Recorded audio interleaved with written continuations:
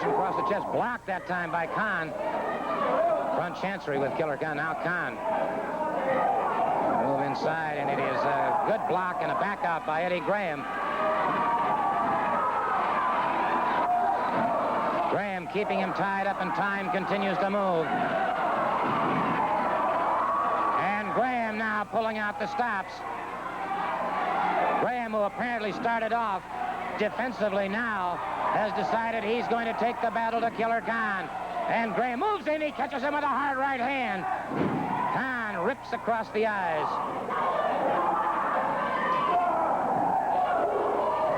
Graham lashes out, and Khan now letting out all the stops. Full slam on Eddie Graham. Khan drives a knee into the chest. No, sir. Did not get the pin, and Masao Hattori shouting and waving instructions to Killer Khan. Graham down.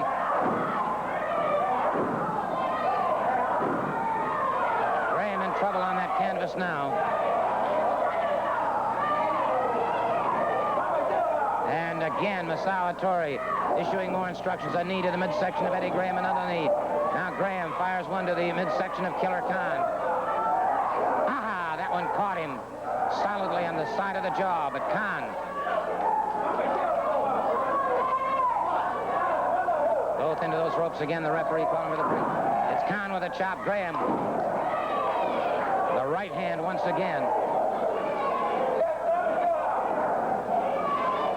Khan drives that knee. Now it's Graham back. Another one to the midsection. Oh, chop across the throat and another one. And Graham on those ropes and in trouble now. Graham caught again. You can hear the chant here being picked up here at the Sportatorium. Go, Eddie, go. 1, 2. No, sir. Move that shoulder out before that count of 3. And Graham still fighting back gamely. Graham in trouble now. Caught in the throat. Repeated boots to the top of the head now, and Graham.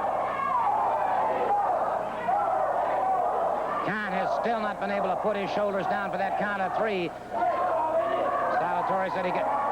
Graham. Both men up and over and outside, and it is Graham back into the ring. Killer Khan outside the ring.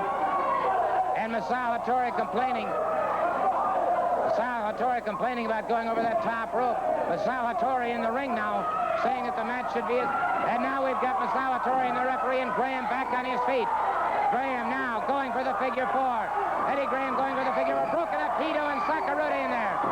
Hito and Sakurada, both of them after Eddie Graham. Now they've got Graham. Oh, they chop him in the throat. Wait a minute, here comes Mike Graham and Ray Stevens. Graham taking repeated punches to the throat. Mike Graham and Ray Stevens in there. Graham is down. Killer Khan coming to his feet, and we've got us a real Pier 6er going here now.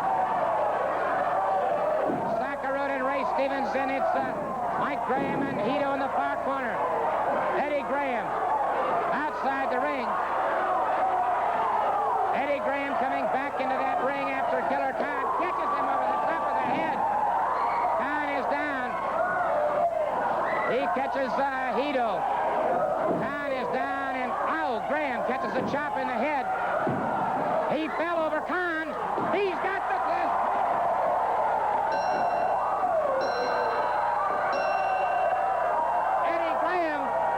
Eddie Graham has a pinfall over Killer Khan. And Sakurada and Hito have left the ring. Let me get over there and see if I can talk to them. Let me find out how he is. I'll be over there.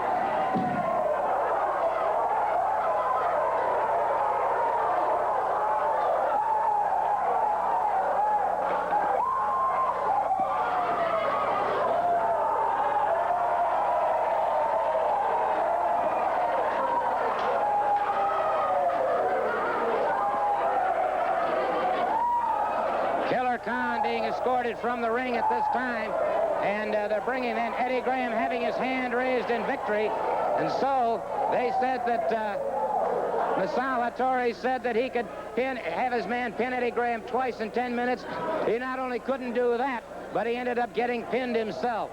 There you see it again, Eddie Graham's hand being raised in victory. I want to take a moment, if I can, to talk to Eddie. I know he's dazed and battered from all of what happened in there, but and just as soon as he gets a little composure here, I certainly want to say that Masao Hattori certainly raised the hackles of a man that he never should have messed with in the first place. He said he could beat this man 2 falls in 10 minutes. Instead, it's Eddie Graham having his hand raised in victory. And Ed, are you capable enough to talk for a moment or so? About what? Well, first of all, you took an awful risk, Eddie. You haven't been wrestling in a while. A lot of things must have gone through your mind when you stepped into that ring. Well, yeah, I suppose so. I guess, Gordon. But you know, when somebody says they can beat you 2 falls in a certain amount of time, that's biting off a hell of a lot. Really, because all I got to do is be defensive. So, you know, I wasn't that far out front. I thought it out pretty carefully, and the man's got to beat me, you understand? There's a lot of difference in going out and going after somebody as opposed to just being defensive and wait for him to shoot in. I guarantee you. Well, Eddie, I know you started off, you looked like you had that theory in mind. You were being fairly defensive, but suddenly something in here triggered you and you went after him. Well, I don't know, Gordon.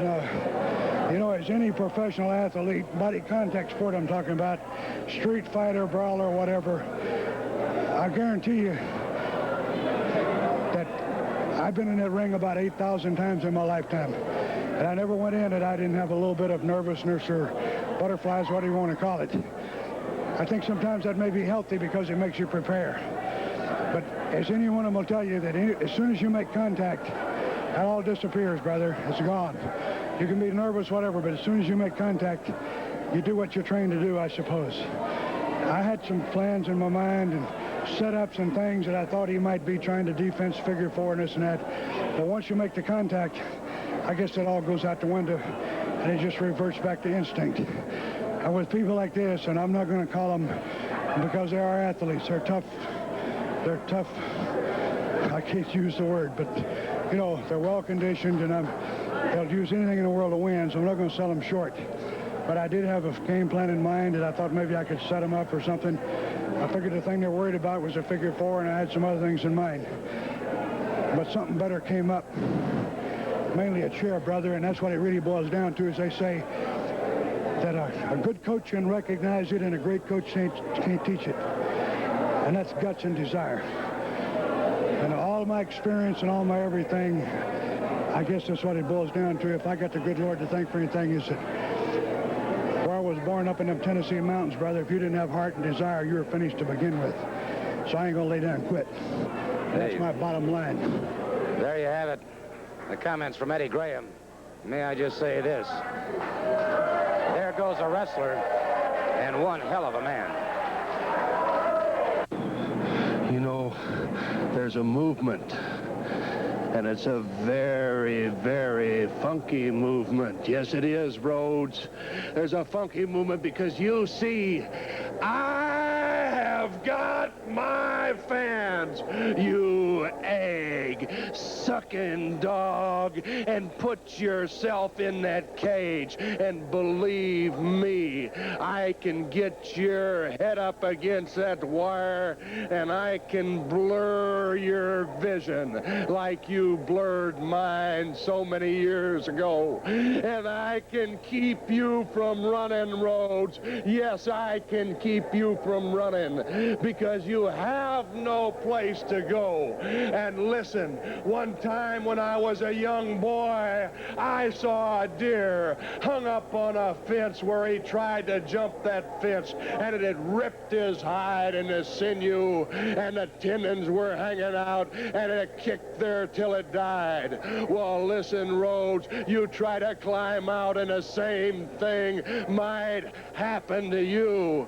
Now, I want to say one other thing is that I am the Florida State champion. again, and I am here not to just be here for a short period of time. I brought my truck down. I brought my trailer down, and I brought my horse down to Florida, and I'm moving here, Rhodes, and the movement has started, and it's going to end in Hollywood. 59 cents and a four. Matches for one fall with a 10-minute time limit. Introducing on my right the Florida Tag Team Champions from San Francisco, weighing 245 pounds, Ray Stevens. His partner from Tampa, weighing 218 pounds, Mike Graham. Their opponents from Scandinavia, weighing 303 pounds, Thor the Viking. His partner from parts of no weight unknown, the Masked Terror. Thor the Viking and the Masked Terror going up against the Florida Tag Team Champions, Mike Graham and Ray Stevens. And Don Curtis has joined me here at the desk. Don Curtis, of course, a member of the U.S. Olympic Committee, Category 1 referee, promoter in Jacksonville, and an all-around tremendous athlete. Gordon, thank you very much. And this is an opportunity to see this young team, Big Mike Graham and his partner Ray Stevens, competing against some pretty fair competition. It's a tremendous opportunity for Mike working with Ray as a partner to develop the skills that great veteran has, and it's proven to be a very successful combination. These two have been impressive. Certainly no question about that. And we just saw him take 300 pounds up over his shoulders. Now Thor the Viking. Mike, of course, is a very powerful man, a power lifter, one of the best in the state, as you know, championship winner, and still continues to train with those heavy weights, which is what's made him so effective against these big, heavy men. Graham moving in on his man very quickly. Thor the Viking rolling away from it, however. Now Graham reaching up, trying to make that tag with Ray Stevens. Graham back on his feet. And, of course, that adrenaline's already flowing after what happened a little bit earlier on. Now the Masked Terror moves in against Graham. A good arm drag takedown, a float over. Tried to get into a lateral press position, but Graham sits out, and a good escape back on his feet. Masked Man's a great wrestler. He moves extremely well, trying to control his opponent, but Mike isn't the kind that gets caught in too many traps. He looks out pretty well. Look at that move. A reach around, caught up in that thing. This is a great counter to any kind of an arm hold, especially when you have the limberness of Mike Graham. Moved in, hip locked his man into the takedown. Ray Stevens in there now. What a combination. Two legendary names in the professional wrestling, Graham and Stevens, and they are indeed the Florida Tag Team Champions. Again, the tag is made. Double teaming on Stevens.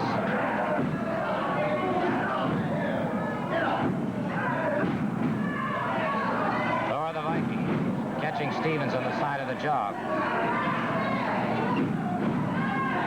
Notice Ray keeps constantly trying to get back to his partner, trying to work his way away from the opposing corner in order to get into a safe position. Again, that tag is made, and again, they'll see some double teaming here between the Masked Terror and Thor the Viking, and Stevens caught.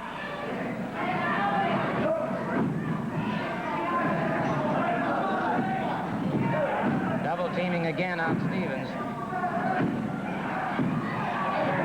Now Mike Graham moves in. We got all four of them in the ring at the same time. Another Pier Sixer going. These fellas are desperately trying to prove they can handle it. That didn't work out well for them. Thor the Viking hurdled outside the ring. Ray Stevens whips the Masked Terror in. Halfway across the ring, Mike Graham moves in very quickly. Mike Graham goes for the figure four. The Eddie Graham figure four leg lock, and the referee calls for the bell. The referee calls for the bell as the Masked Terror concedes. And so, Ray Stevens and Mike Graham, the Florida Tag Team Champions. We'll take a look at that teamwork again very, very quickly. You'll see exactly what we're talking about. Watch here. Now the tag is made. Stevens catches his man, catches him all the way into the middle of the ring. Mike Graham charges in very quickly. Deftly applies that figure four, and it is all over. The winners of the match, Ray Stevens and Mike Graham. That's right. You know, Gordon, anywhere, any town, any place in Florida, Terry Funk, I finally got my hands on you. You've been going around bragging, saying I ain't been from Texas, or last name like Fernandez don't come from Texas. Well, brother, you've forgotten who discovered Texas. And I'm just going to have to show you exactly how big a Texan I am, brother.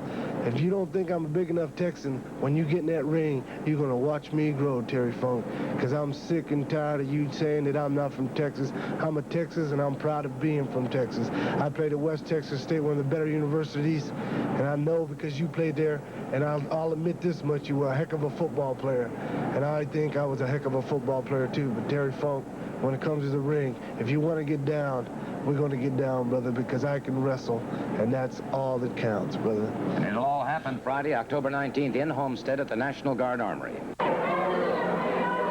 This match is for one fall, time remaining. Introducing from parts unknown, weighing in at 230 pounds, Sweet Brown Sugar. His opponent from Minnesota, weighing in at 250 pounds, Bill Irwin. Bill Irwin going up against Sweet Brown Sugar. Gordon, I just want to mention to the folks up in Jacksonville, you know, we have a traditional Thanksgiving Day match in Jacksonville. Every Thanksgiving in the afternoon, we have the big Turkey Day match, and this Thanksgiving, we have something very special, a big surprise for all the wrestling fans. And I won't give any of the details at the moment, but keep your eye out for that big Thanksgiving Day match coming up this year, because it's going to be a dandy up there in Jacksonville. Forward slam by Irwin on Sweet Brown Sugar. Crashes down with that elbow into a lateral press. And Sugar powered out of that one, though, and tremendous strength in this young fella. He's a tremendous athlete and a man with a great future. And he has great plans for his future. He's determined that he's going to be the first black heavyweight wrestling champion of the world, and he's well on his way in that direction. Certainly no question about that. He's a great athlete, and he has made that promise to his mother and dad. You know, his father is a minister, and this young fellow is a national champion in Irwin, caught in a high backdrop. And that has to take a tremendous amount of stamina out of a person, Don. It certainly has. A big man, when he hits with all that tremendous momentum. And, of course, that's the secret to Brown Sugar's tremendous wrestling talent, the great lifting power. And he handles a man like this just exactly like he would handle a much smaller man. He lifts him with ease. Bill Irwin powering out again before that count of three. Sugar caught that time coming up. Irwin out with a hard right hand, now a headbutt. Using that forearm across the back, now driving a knee to the midsection. And so, Sugar on those ropes, giving away at least 30 feet. High leapfrog over his man. Wow, a drop kick that almost ripped his head off. Another one. Sweet Brown Sugar. Sugar going to the air. Irwin. What a jam shot. And it is all over. It is all over, and we'll take a look at that again. See that one. What a hit that was.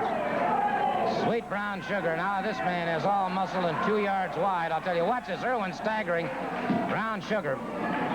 Look at the momentum he hit with that drop kick. Look at it. He turned him upside down. I'll tell you what.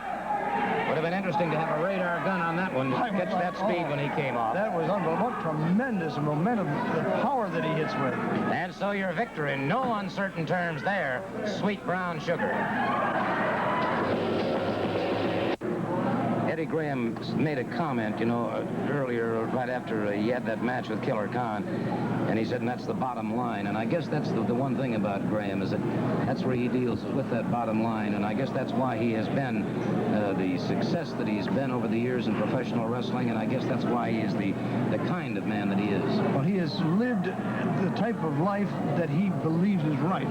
He believes that in order to be a champion, you had to be a champion all day long, and that's just the way he is. It's kind of a man. He's a 100% champion all the time. And he's the kind of a man, too, that'll reach way, way down and suck it up and come back and not only take all that punishment, but then be darn sure he's willing to give it out as well. So let's tell you what let's do. We've got a moment here. Let's go back and take a look at the closing moments of that situation. When Eddie Graham and Masao Tori had boastfully said that he could have any one of his men take Eddie Graham and pin him 2 falls in 10 minutes. Let's take a look at what happened to Killer Khan when he attempted that very feat here in the squared circle. Still not been able to put his shoulders down for that count of 3. Masao Tori said he could... Graham. Both men up and over and outside, and it is Graham back into the ring. Killer Khan outside the ring. And Masao Hattori complaining. Masao Hattori complaining about going over that top rope. Masao Hattori in the ring now, saying that the match should be it. And now we've got Masao Hattori and the referee and Graham back on his feet. Graham now going for the figure 4. Eddie Graham going for the figure 4. Broken up Hito and Sakurada in there. Hito and Sakurada, both of them out for Eddie Graham. Now they've got Graham. Oh, they chop him in the throat. Wait a minute, here comes Mike Graham and Ray Stevens. Graham taking repeated punches to the throat. Mike Graham and Ray Stevens in there. Graham is down. Killer Khan coming to his feet, and we've got us a real fierce sixer going here now. Sakurada and Ray Stevens, and it's Mike Graham and Hito in the far corner. Eddie Graham outside the ring. Eddie Graham coming back into that ring after Killer Khan catches him over the top of the head. Khan is down. He catches Hito. Khan is down, and Graham catches a chop in the head. He fell over Khan. He's got the pin.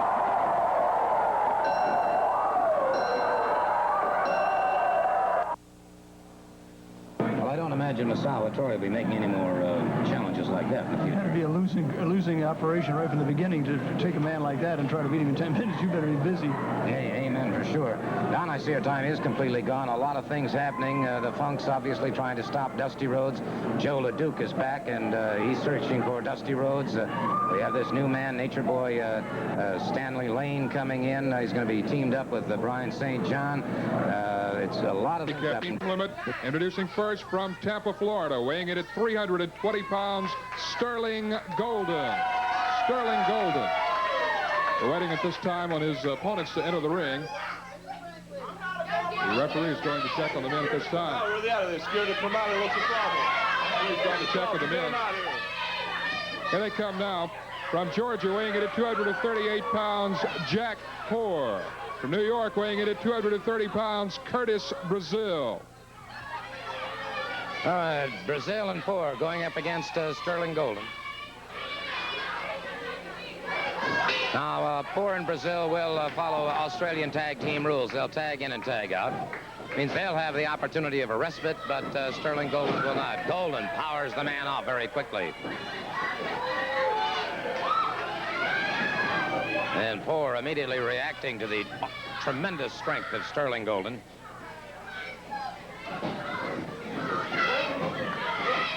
Trying for a top wrist lock now. Golden keeps that pressure on him. Breaks it up again.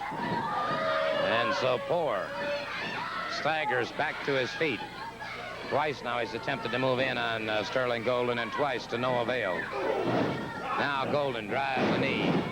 Now the back of the elbow into the back of Jack Poor. Poor back on the canvas once again. Golden being warned not to use the fist. Golden brings him up. A full body slam on Poor.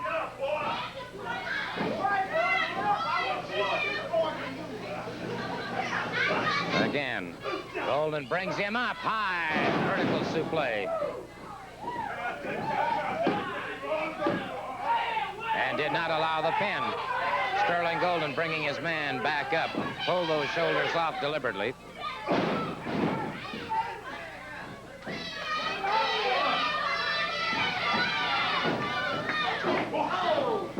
Poor tried a couple of shots to the midsection, but did not have any effect on Sterling Golden. Brings him into a backbreaker. Again, did not allow the pin. Again, had the man where he could have pinned him, did not allow the pin. On him once again. Brazil has not had a chance to tag in as yet.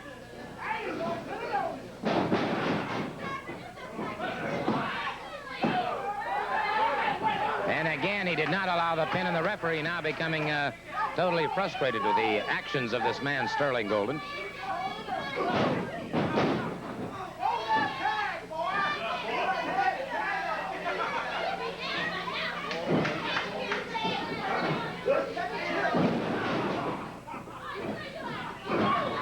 As Brazil came in, it is Sterling Golden moving in on him. Whips him off the ropes, caught him with a forearm. Poor closes in on him now. Poor staggered again by Golden. Golden now whips Brazil, so he's got both men in the ring at the same time.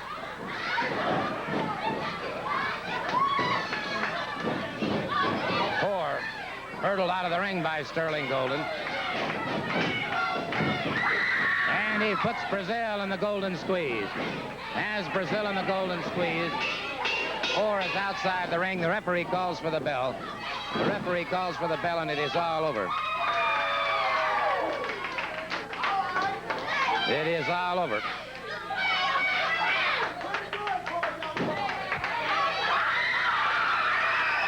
And so Sterling Golden, in a very impressive victory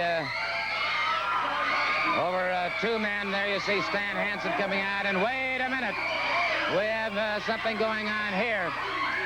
We have a confrontation now between Tony Atlas and Sterling Golden, and we could have some problems right here and now. And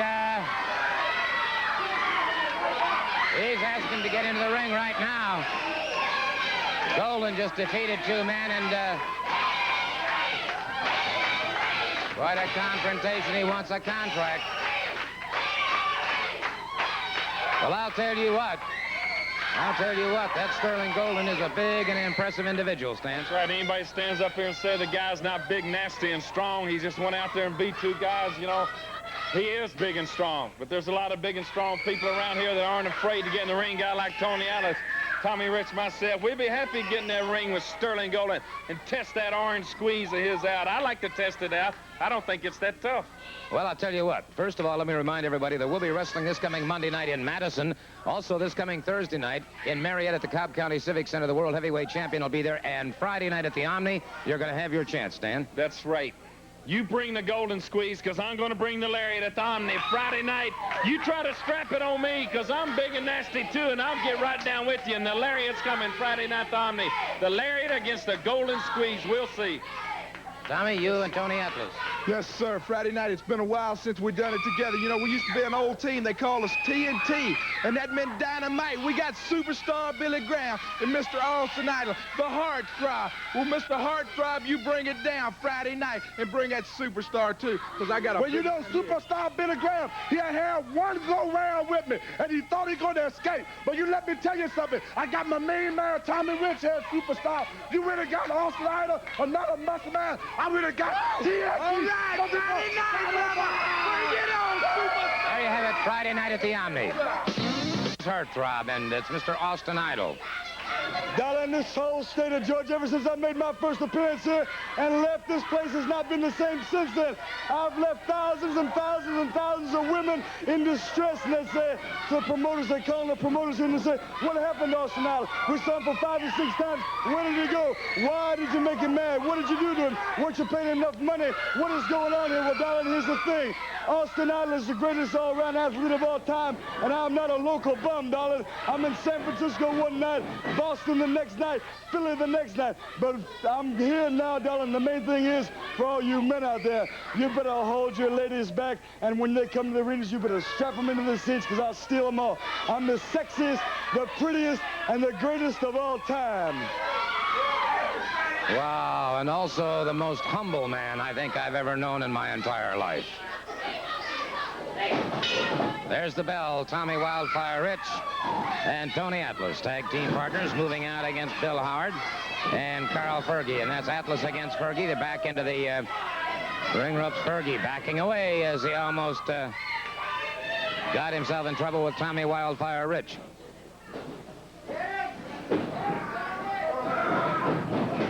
Good. Go behind. Heel block and take down, and Fergie trying to escape. Atlas with a float over. A good ride. Keeps the ride. Fergie drives back to the canvas, back into the ring ropes. The referee calls for the break. And so, good control by Tony Atlas, Mr. USA.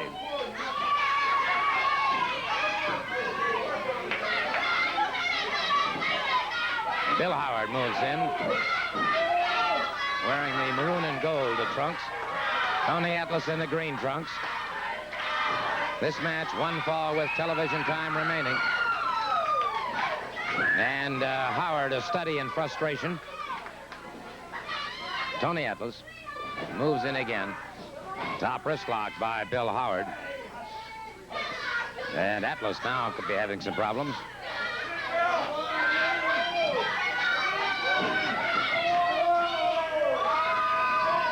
Tag is made. Fergie moves in once again.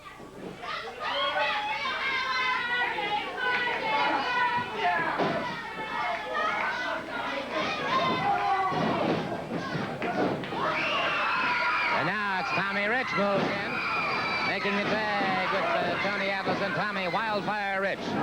Young man from Tennessee who is wildfire indeed. Fergie back on his feet again. Tommy Rich catches him a side headlock. Rich keeping total pressure on Carl Fergie.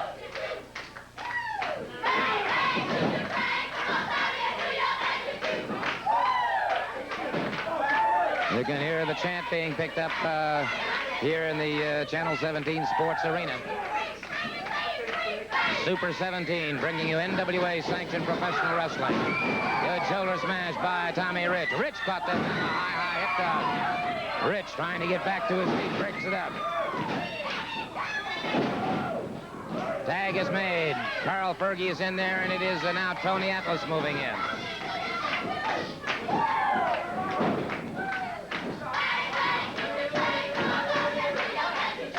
Bill Howard moves in. Tony Atlas catches it on the side of the jaw. Howard now unloading a barrage on Tony Atlas now. Atlas smashed into the knee of Carl Fergie. Again, the tag is made. Now they're double teaming on Atlas. Now Tommy Wildfire Rich moves in. And what a combination. Bill Howard knocked from the ring, and it's Tony Atlas after Carl Fergie. Atlas pounding and driving away. High backdrop by Tony Atlas. Good headbutt that puts him down, and it's Tony Atlas. A count of 3, and as Bill Howard started to move in, Tommy Wildfire Rich broke that one up. What a dynamite combination. Certainly no question about that. TNT. Tommy and Tony, and you saw them. And, of course, this coming Friday night at the Omni in Atlanta, Bob, a chance to get even. That's right. Bobby Heenan. I've always said good things come to those who wait. I've waited.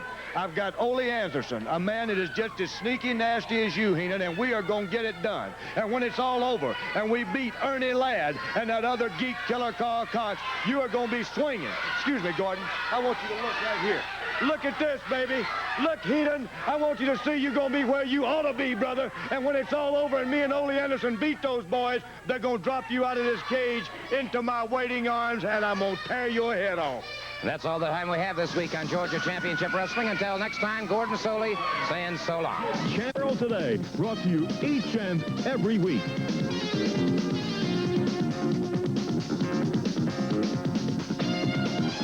Now here's your host, the nationally syndicated wrestling commentator, Gordon Soley. Thank you very much. Thank you very much indeed, and welcome to another hour of Georgia Championship Wrestling. And I'd like to begin this hour by talking to one of the most respected individuals in professional wrestling today. He's the promoter in Houston, as I said earlier, of course, a member of the board of directors of the National Wrestling Alliance, and just an outstanding gentleman. I'm very proud to call him my friend, Mr. Paul Bosch. Gordon, it's nice to be here, and I think I picked a particularly propitious day to be here because I was just talking with Bob Armstrong again about the alliance with Ole Anderson, and, you know, I think Heenan has made a mistake. I think when you offer a man money to replace what he feels is his honor, and as rough and as rugged and as hard to get along with as Anderson has been, somewhere underneath that guy, he's got a line and he won't go beyond it. Everybody has. He has one too. And I think Heenan, in offering money, has stirred Anderson to the point where nothing would keep him from backing Armstrong all the way. That's the way I feel about it. I think you're exactly right, and I think it is important to note, too, as you said, that although I've never cared for the philosophy that Ole Anderson has used in professional wrestling, one has to admit that when he makes statements, he backs them up. Yes, well, I have had, of course, proof in a business fashion with him and dealing with him in the past that he would stick with what he said, and he has stuck with it, and I don't think anything is going to budge him from his agreement with Bob Armstrong, particularly not Heenan now, and particularly not money. I think that's an excellent point and well made by Mr. Paul Bosch. And I might just point out that during the next hour, we've got a lot of very, very exciting matches coming up. We're going to be seeing Mr. Wrestling #2, the North American heavyweight champion, and a host of other great competitors. And Paul, I certainly want to thank you for taking the time to be with us again. No, I thank you for permitting me the opportunity to be here and to see all this fine talent in action. Thank you so very much. Paul Bosch from Houston, Texas, and by golly, a real pleasure to have this gentleman along with us. And I would certainly have to go along with his comments regarding Ole Anderson. I think Mr. Bobby Heenan has made one big mistake. We'll be back in just a moment. Match will be one fall with a 15-minute time limit. At this point, we're waiting on the wrestlers to enter the ring.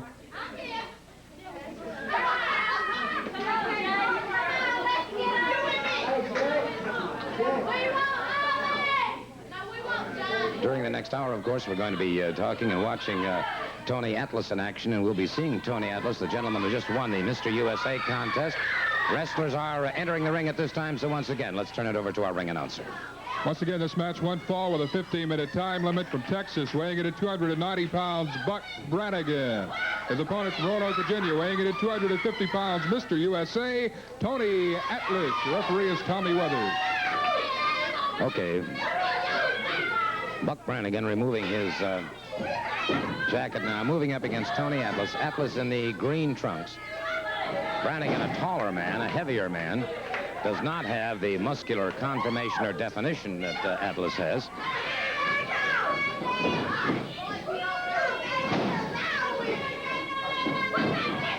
Back into those ring ropes once again. It's Brannigan bullying. Now catches Atlas on the break.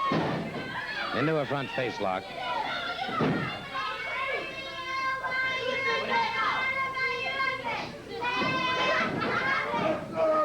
And it's Atlas breaking that and catching Brannigan in the pit of the stomach. Now front face locking Brannigan. Brannigan trying to fight his way clear and unable to do so at this point.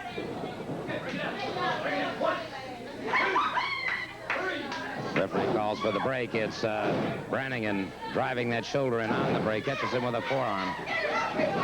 Now again another front face lock on Tony Atlas. Keep thinking about this man, Bobby Heenan. And, of course, he's getting himself into a position where he's obviously going to get exactly what he deserves. Find it difficult to feel sorry for a man who has operated and connived in the manner in which he has, but he is one upset individual right now. Of course, this does not mean that he's any less dangerous, because the more agitated he is, the more dangerous he could become. No question about that situation. Atlas driven back into the corner now by Buck Brannigan, and Brannigan using that size and that weight very effectively. A solid smash to the side of the jaw. Atlas catches him coming in, however, fires back, catches him on the side of the jaw, and again.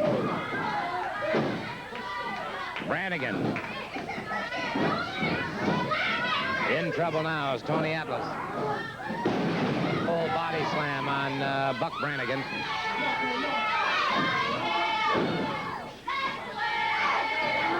Atlas catches him again.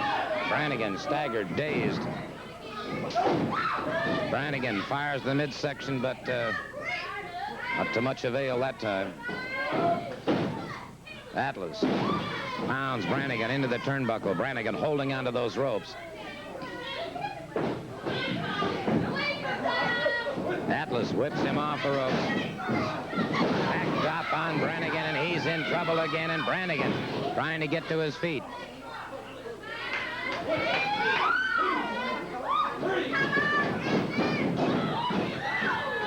Atlas catches him after he whips him to the turnbuckle. Full slam. And Brannigan trying desperately to get back to his... fired to the midsection of Tony Atlas. Catches him again, and Atlas could be in some trouble here. Now it's Brannigan with the side headlock on Tony Atlas.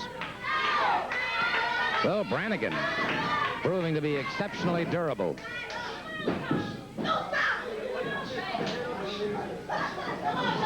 And is beginning to take a toll on Tony Atlas. Catches him alongside the jaw. Now with a side headlock.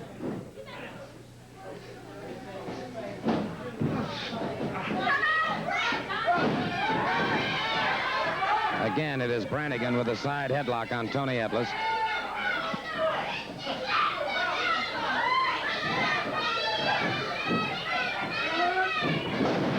And it's Atlas outpowering Brannigan that time. Catches him with that elbow. Brannigan back to the canvas. Tony Atlas inflicting more punishment. A headbutt into the back. Into the ropes. The referee calls for the break. Brannigan using those ropes to help himself up. Backs away from Atlas. Atlas closes in Brannigan. A foot to the midsection now. A short chopping punch that catches Atlas. Atlas caught again. Sort of a bolo punch by Brannigan. And now Atlas. And a slugfest between these two.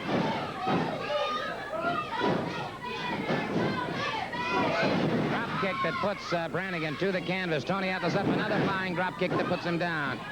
And it's Brannigan coming up very slowly. Tony Atlas up on that second rope. Crash down across him. A crossbody block that took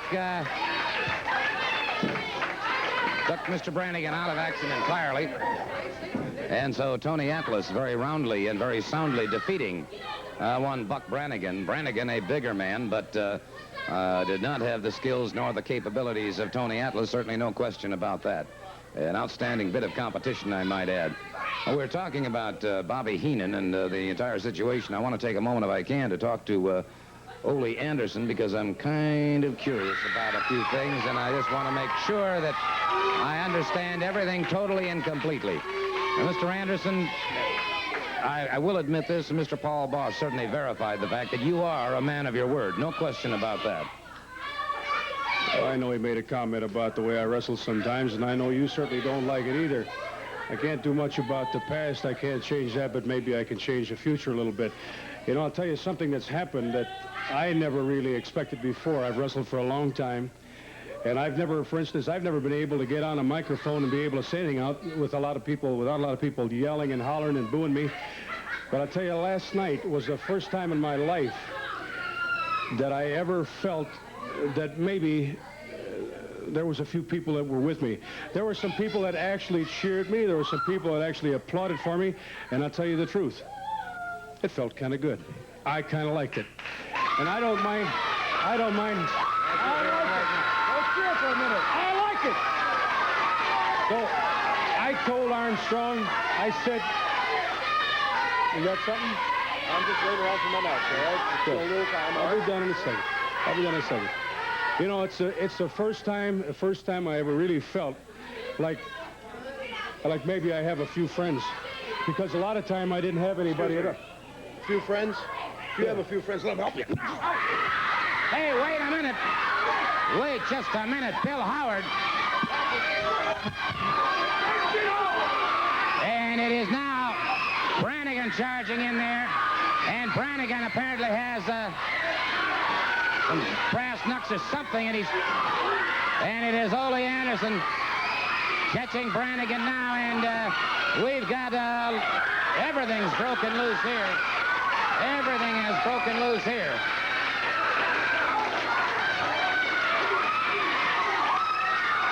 You know what that was all about.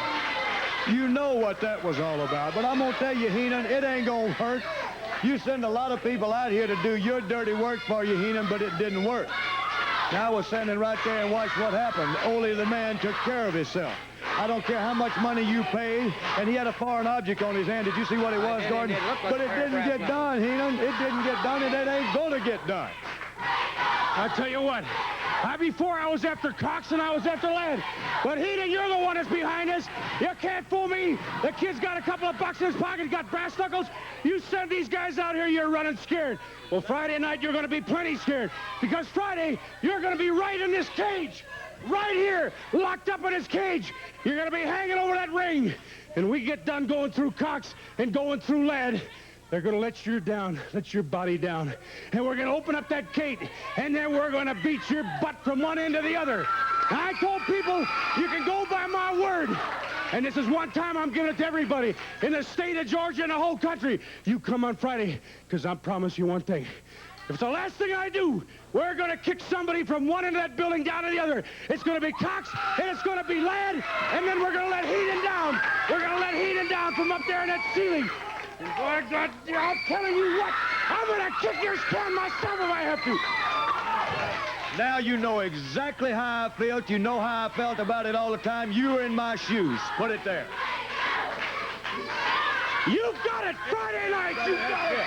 There you have it, Friday night at the Omni in Atlanta. Don't forget wrestling tonight in Carrollton and McDonough.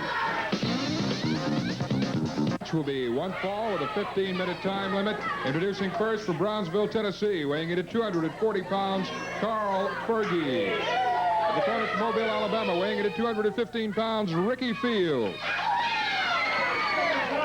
I'm sick and tired of Ole Anderson, Bob Armstrong, and the rest of them. Nobody's going to kick me all over the building. Bust up me, bust up Cox, bust up this man. I'm sick and tired of it. Sick and tired of it. Calm yourself down. You can't get this man excited like this. It's sick, no good, egg-sucking dog called Ole Anderson. He's a backstabber. That's why he was put out of the Marine Corps, because he couldn't fight alongside of his buddies in the Marine Corps. He was a backstabber in the Marine Corps. Now he's going to prove it. He's a backstabber in the world of professional wrestling. Got this man excited, pushing him around. They're going to hoist him in the cage like he's an animal, like he's a criminal, like he's done something wrong. He stands out here, he shakes hands, he tries to be friends with everybody. Oh, I'm sick and tired of it. I'm sick of being accused. I'm sick of having my name slandered. I am up to here with Armstrong, and I'm up to here with Ole Anderson. Calm yourself down. Let me tell you something. You don't have to worry about a thing. I've already cleaned Georgia. I've run a lot of people out of here. Ole Anderson just decided to move himself right up to the top of the list. Well, Friday night. How would you like it?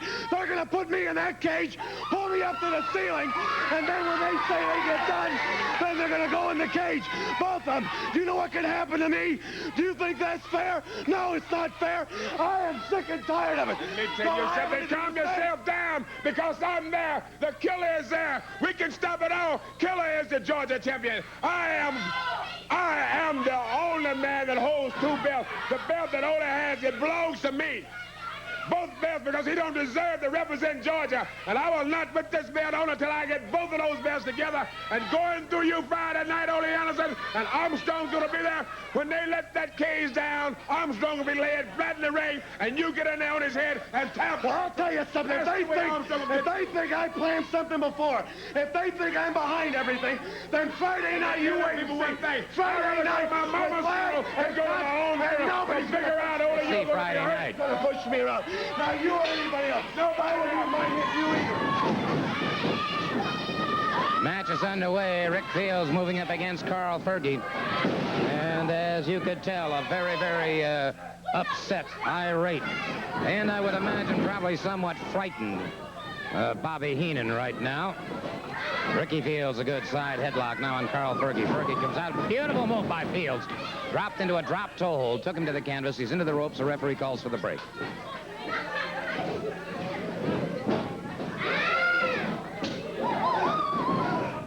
Good move by Fergie on Fields. Trying to use those ring ropes. The referee again calls for the break, but it's Fergie with a forearm. Now has Fields. Fields brought in a side headlock, moved very nicely into a full body slam. High knee lift that puts Fergie to the canvas again.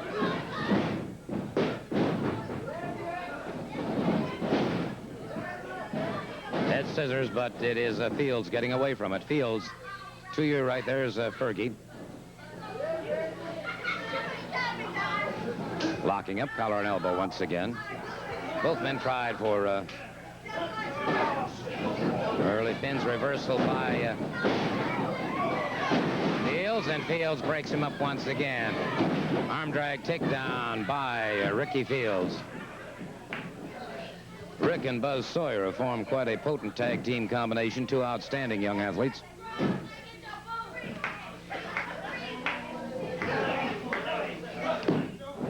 little later on, we'll be seeing the European Tag Team Champions in action, Chris Markoff and Jacques Goulet.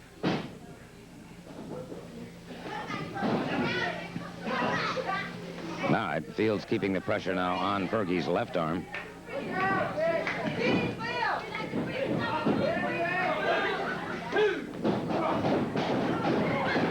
And it was Fields catching him now up and over his man. Fergie missed with a right hand, and Fields caught him with an arm drag takedown coming in. That's the thing about Fields. He is a very, very fast young competitor.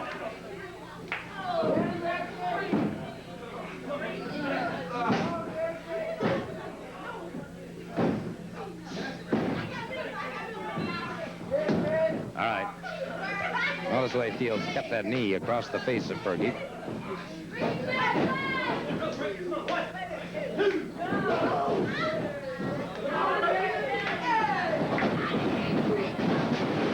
And it was Fergie catching him again. Lateral press. Fields comes out of it, but he's stunned. One took a lot out of him. And Fergie very confidently moves in. Chopping right hand under the jaw of Rick Fields. Dashes him into the turnbuckle. And Fields continues to be in trouble now. Fergie catches him, forearm, and it's Fields firing back and staggering Fergie. Fergie brings him up. Full body slam into a lateral press. Again, Rick Fields powers out, but you can tell he has been slowed considerably here by Carl Fergie. Fields arm whip into the far turnbuckle. Back to the canvas once again. Fergie lateral press. Fields powers out before that count.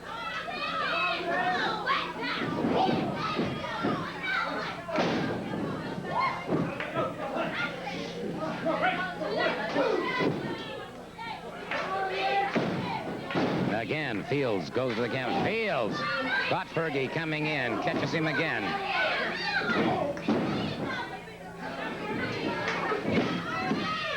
Into a roll, but it was Fergie breaking it up. Fields, at that point, did not have enough to keep him tied up. And again, it's Fergie with a long looping right hand. Snap mirror that takes Ricky Fields to the canvas. And so Fergie continues to go for those pins, but has been unable to keep those shoulders down for the count of 3.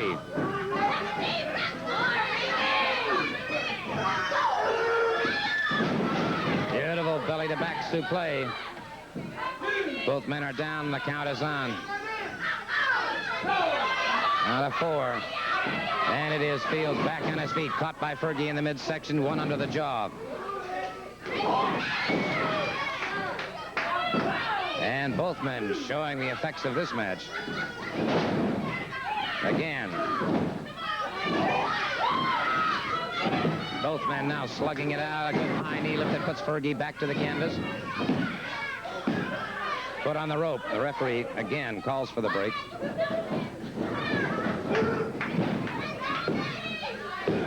Fergie powering out. Fields, it's a forearm. Whips him into the turnbuckle, and that was Fergie catching him with a knee in the chest.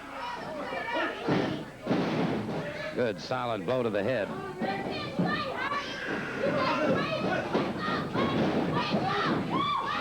Fields and a high backdrop. And again, Fergie beginning to dominate here. Good knee lift that time. Ricky Fields got him with a knee lift coming in. Beautiful suplex. A count of 3.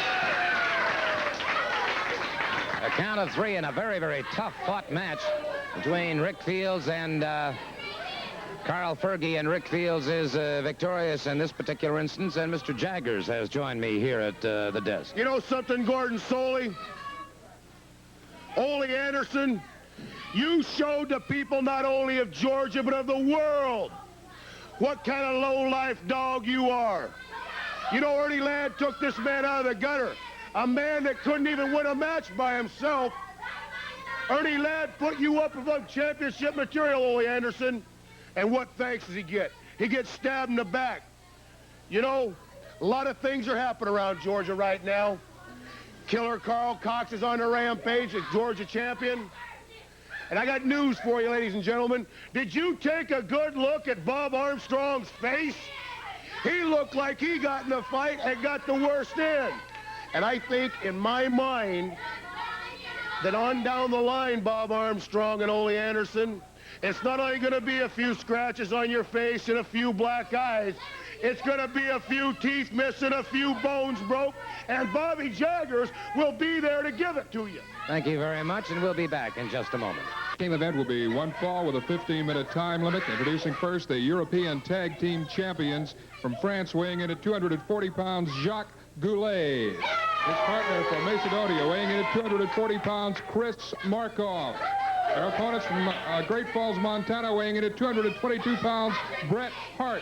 His partner from Macon, Georgia, weighing in at 215 pounds, Chick Donovan.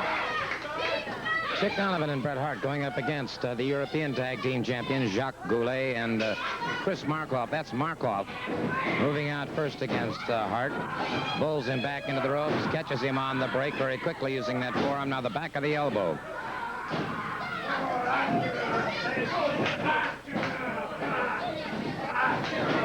The tag is made. Goulet moves in.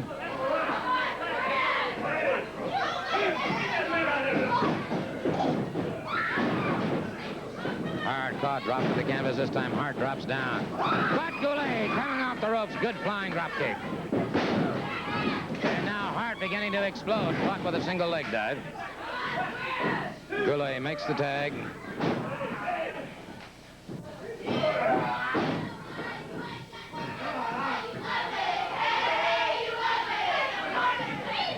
Hart trying to break out of it now.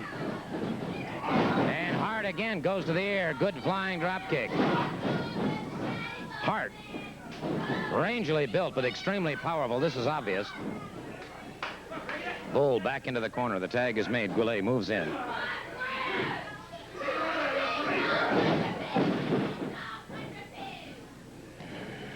Hart back on his feet. Tag is made. Chick Donovan moves in. Hart catches one shot on the break. Now it's Chick Donovan. Hip toss by Donovan. Donovan set, ready for his man. Very wary. Doesn't want to close in too quickly in that corner. Donovan caught on the head. Smashed into the foot of Chris Markov. Snapmare that takes Donovan to the canvas. Markov comes off that second rope onto the shoulder and the arm of Chick Donovan. Now goes after the other arm.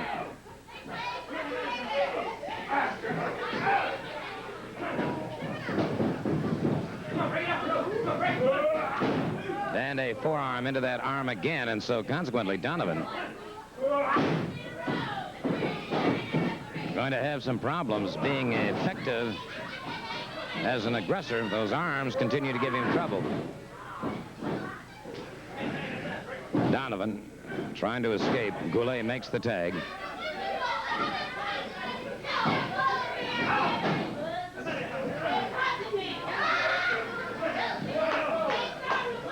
Goulet at wide stance has the arm of Donovan tied up.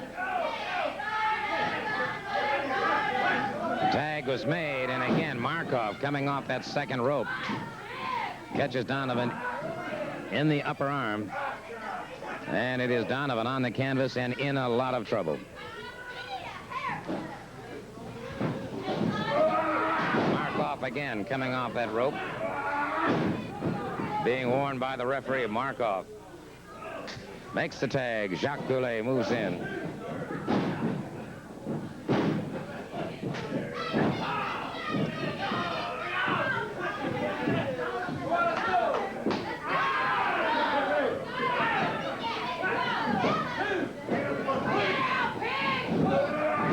And again it is Donovan caught by Markov. Markov, an exceptionally powerful man, built like a tank.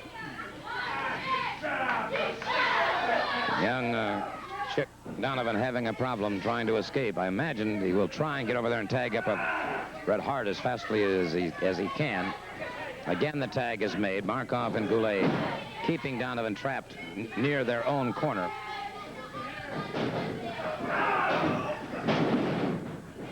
Standing sort of fireman carry. Again comes down, makes the tag. Markov gets set to move in. Again, Markov coming off that second rope, and again, they're after that arm of Chick Donovan.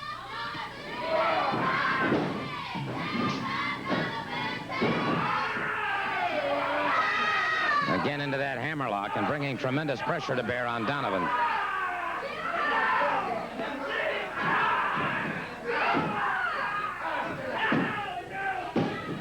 Has him down. Had him down for that count of 3. He could not break free from it. So the European Tag Team Champions are victorious. And a full body slam. And it's no reason, no wonder that this young Buzz Sawyer is undefeated thus far. Here on championship. Ooh, Ladd caught him with that size 14. Superstar makes the tag.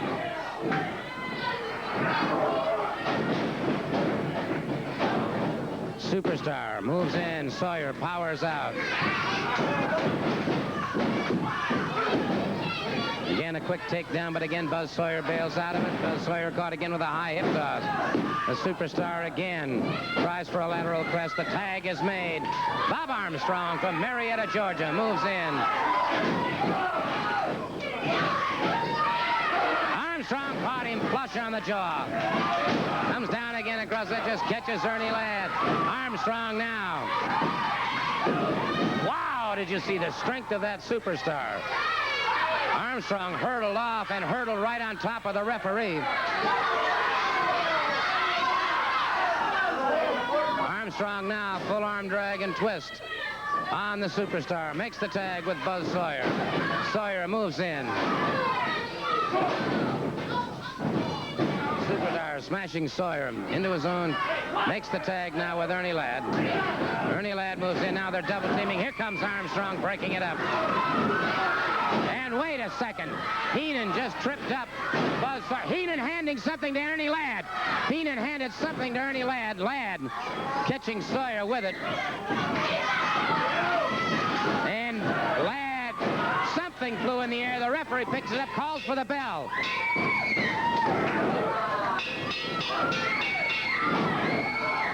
We've got 2-on-1 as Sawyer's outside the ring. Now Heenan is in there.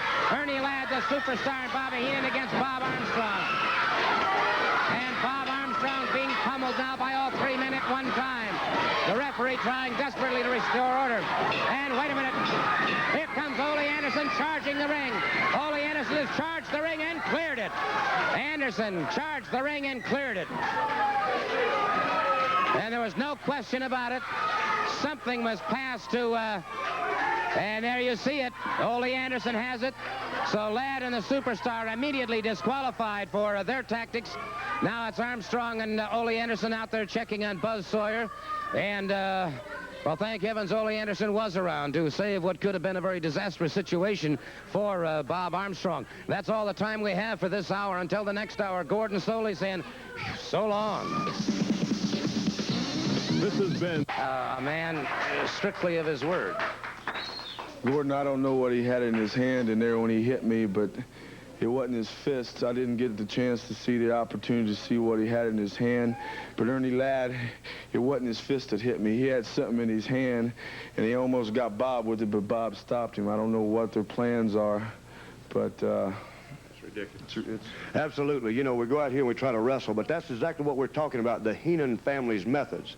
And thank goodness Ole Anderson had a change of heart, because he is on the warpath, and the Heenan family is going to get the results of that warpath.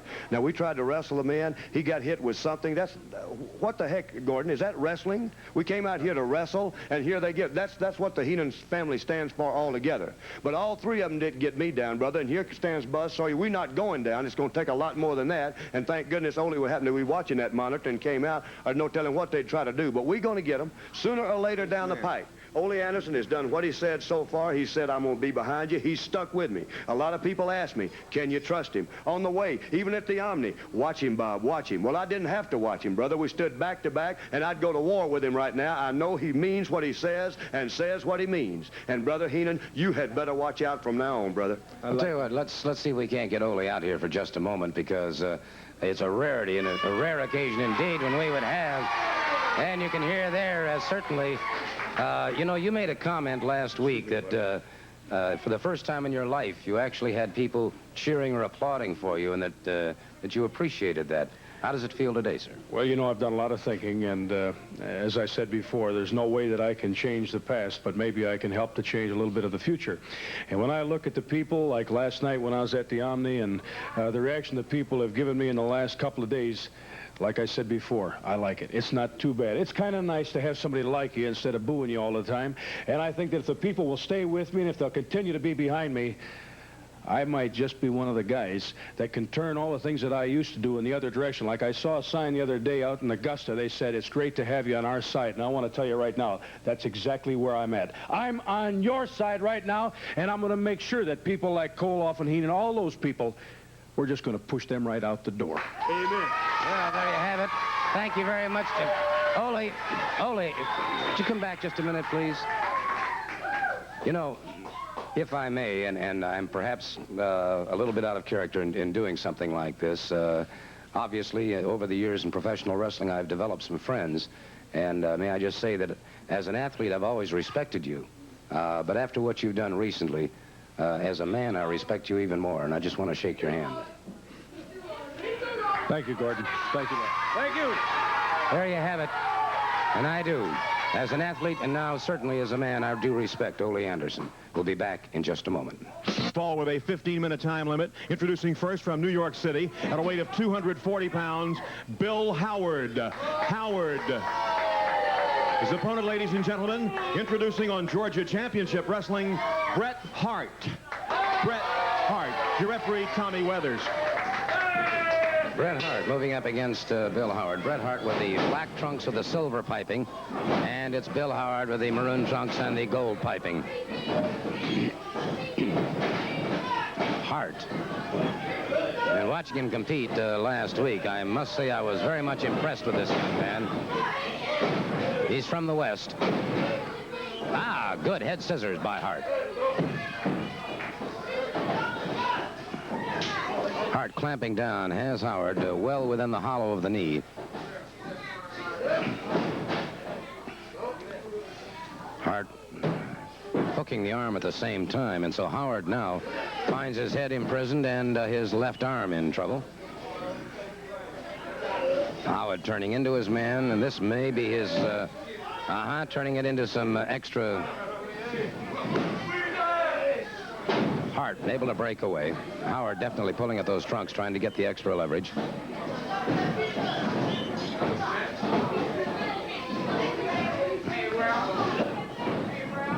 Good moves by Hart.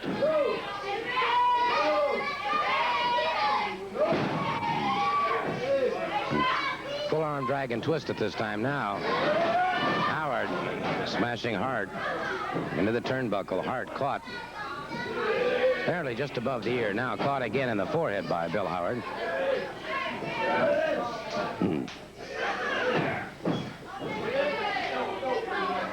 Arm drag and twist again by Bill Howard on Bret Hart.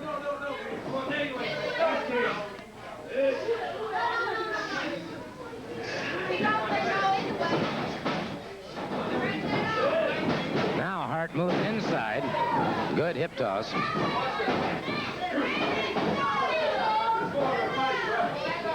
Howard complaining about the tights being pulled, but that was not the case whatsoever.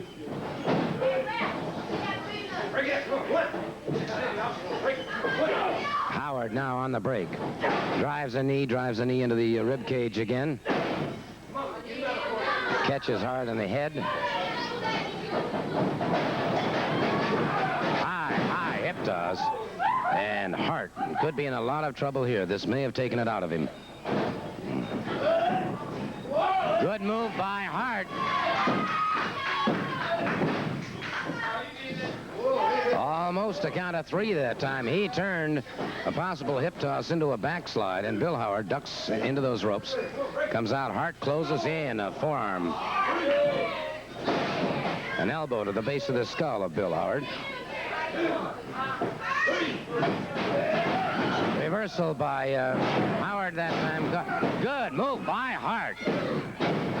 Again, a count of 2, and so Hart has that great capability of turning what appears to be a disaster into an asset. A lateral press, and 3 times now he's had near falls on Bill Howard. Again, a block. Defensive roll-up. Into a saddle. A block, defensive roll-up into a saddle.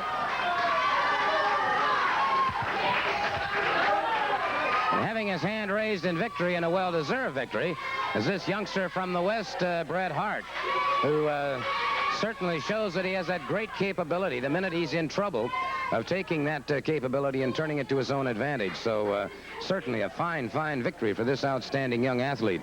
We are hoping to have some words at this particular time with Mr. Heenan, who has been, I understand, complaining about a situation existing here, but may I just say that Mr. Heenan has his family back in full, as we mentioned at the beginning of the program. He does have the superstar back from an obviously highly successful tour. I did check his win-loss record. He went undefeated, which is not unusual considering all of this. And we'll be back in just a moment. Take a moment right now to talk to the bad man from Borger, Texas, Stan Hansen, the man who's famous for the lariat hold that he's used so effectively. And, of course, a lot of people have been questioning that lariat hold, particularly this man, Sterling Golden, with a squeeze. Let me tell you something. Let him question it all he wants to, because it doesn't make a difference. If I get the chance, I'm going to strap it on him no matter where it is.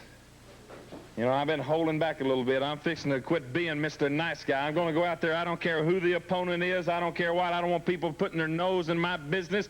I don't want no help from nobody. I don't want nothing. I want to be my own man. And I'm going to get into the ring in just a few minutes, and whoever walks out on the other side is going to be in for a beating. Because I'm tired of being a Mr. Nice Guy. There's a lot of people behind me, they're cheering, and that's fine and good.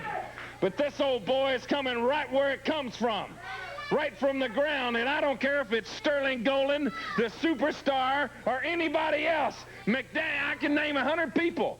I'm going to be standing up there right in a few seconds by myself, and that's exactly the way I like it. Well, thank you so very much, Stan Hansen. One thing about it, you know where you stand with this man. And here's an important word for all of you wrestling fans. It's, ladies and gentlemen, this event, one fall with a 15-minute time limit, one fall 15, from Marietta, Georgia, at 221 pounds, Lynn Owen. Owen. His opponent, ladies and gentlemen, the man with the lariat hold, from Borger, Texas, at a solid 300 pounds, Stan the Man Hansen. Hansen. Referee now waiting. There's the bell. Lynn Owen moving out against Stan Hansen. Now you have a weight differential here of about 80 pounds. But, of course, in professional wrestling, the weights are unlimited, so consequently, any man who steps into the sport realizes that he may have to take on somebody who weighs considerably more than he does. But weight itself obviously cannot be the total factor, because you are at human chess at its very finest. And along with the weight, of course, it takes strength, it takes endurance, it takes the knowledge and the skill, and it takes the thinking intensity to not only move against your man with an offensive move, but also a defensive counter and an offensive counter from that. In other words, you have to move ahead of your man mentally at all times in the ring.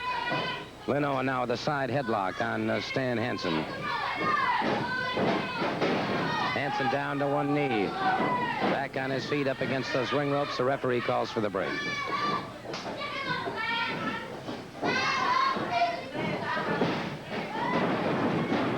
Arm drag takedown by Hansen has Owen to the canvas. Hansen went to an inside armbar. The bad man from Borger, Texas. Of course, the state of Texas has produced a whole bunch of great wrestlers, no question about that. About men like Wahoo McDaniel, Dory Funk Jr., Terry Funk.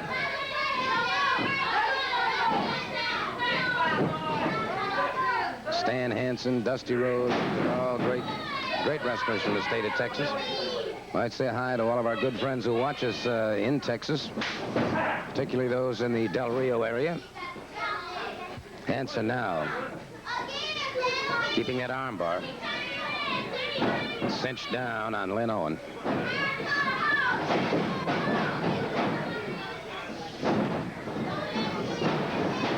And it is Lynn Owen now pressing the advantage on Stan Hansen. So as I was saying, size alone does not make the difference. Lynn Owen moving effectively now against Stan Hansen.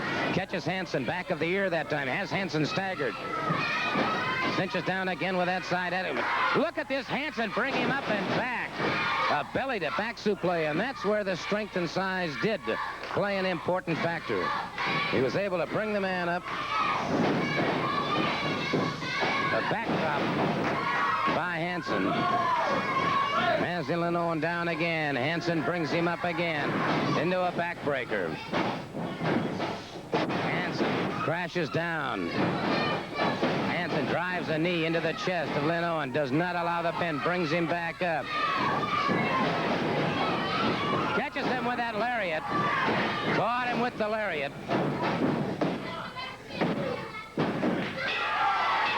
A 1, 2, 3. And so Stan Hansen said he was going to do it all by himself, and that's exactly what he did do. He certainly did it all by himself, using that lariat. With me right now is Tommy Rich. As we mentioned earlier, of course, Tommy Rich recently held the World Heavyweight Champion Harley Race to a draw. Mr. Race is now studiously avoiding you.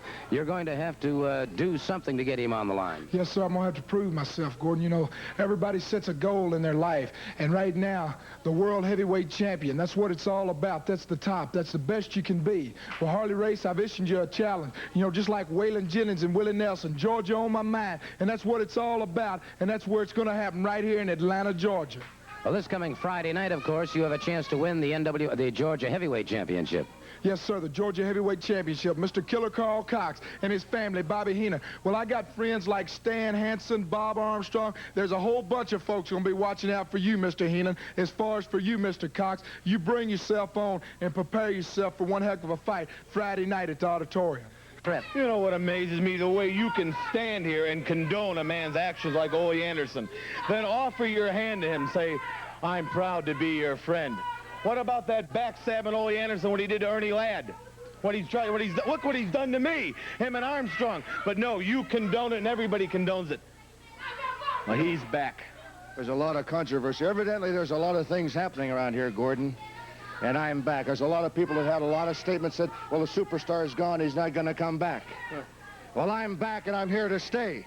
And you know, and the people know, but primarily all those wrestlers know that when I say something, fellas, I mean it. I'm one of the few individuals in professional wrestling that you can bank on. When I say something, it's as good as gold. And things are going to be changed around here. The people are going to be hurt. People are going to be eliminated.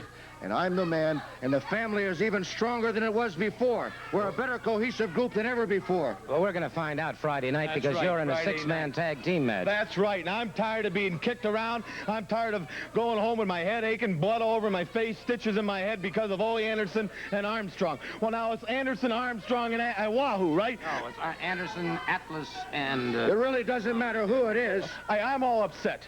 But anyway I can get Armstrong, Anderson, or any of them, Friday night it's going to happen. And it's going to come down to the Heenan family. And Killer Carl Cox has a match with Tommy Rich for the Georgia Championship. Everybody thinks Tommy Rich can't be beaten. Well, he's going to be beaten by Killer Carl Cox. And then the Bobby Heenan family is going to get out there in the ring and teach Anderson and Armstrong and the rest of them a lesson Friday night. You're so nervous about it, you're worrying about tonight, aren't you? Yes, tonight and Carol's. I'm not worried about anything tonight because Anderson... Just one thing at a time. Armstrong's in the ring. Armstrong, I see Anderson's face. I see Armstrong's face. Well, tonight you're not going to be able to recognize Hansen and Armstrong. I've had it up to here with everybody. We'll find out. Words in my mouth, trying to confuse me. Ladies and gentlemen, this event one fall with a 15-minute time limit from Miami, Florida, at 216 pounds, Mike Fever. Mike Fever. His opponent, ladies and gentlemen, now entering the ring, another member of the Bobby Heenan family, returning to Georgia at 280 pounds, the masked superstar, the superstar. Superstar going up against Mike Fever. The Superstar recently returned. As I said, he was undefeated.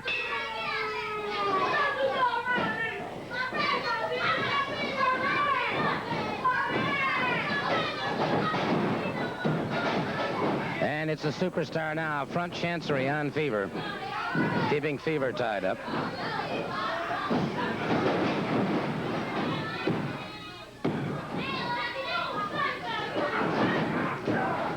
Double thrust to the throat that put Fever to the canvas. Hip lock takedown again on Fever, and the Superstar dominating.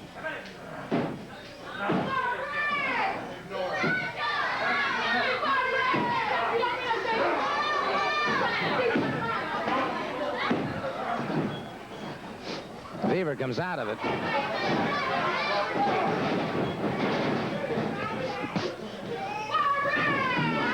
And again, the Superstar. Dashing Fever's head into the turnbuckle. Snapmare takes him to the canvas. Drives a knee into the chest of Mike Fever.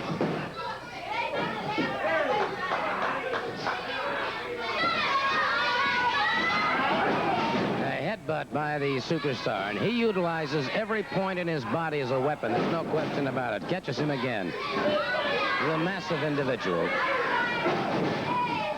The side of the foot, the flat of the foot, the head, the elbows, the hands, you name it, the Superstar is himself a veritable weapon, every inch of him. Front face locking now on Mike Fever.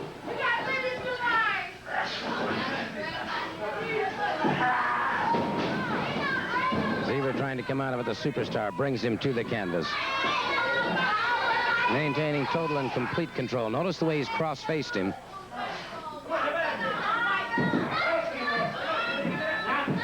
Heenan watching carefully.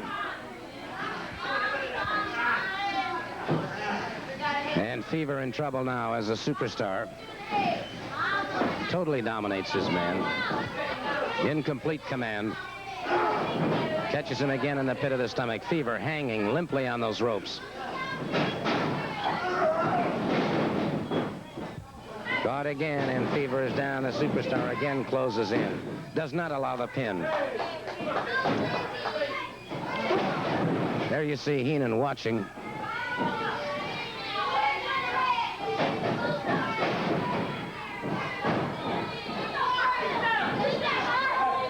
Again, the Superstar closes in.